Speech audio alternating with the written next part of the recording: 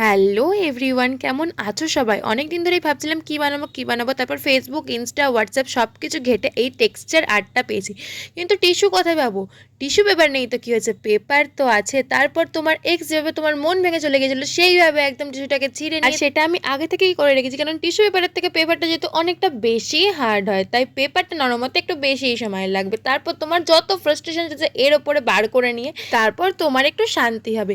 কি ভাবলে এখানেই শেষ? একেবারেই না, এর মধ্যে দিতে হবে আঠা আর একটুখানি কালার, তারপর এটাকে খুব সুন্দরভাবে ম্যারিনেট করতে হবে।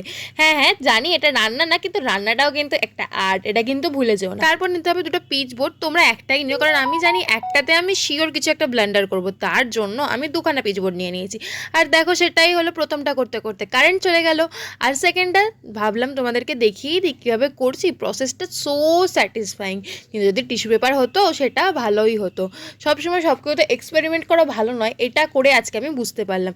যাই হোক, এটা করার পর আমার হাতের অবস্থা ছিল এই, মানে আরও জঘন্য ছিল, একটু ধুয়ে মুছে যা হোক সাফ করে বের করেছি। দেখো দুটো জিনিস কেমন হয়েছে জানিও কিন্তু কমেন্ট করে।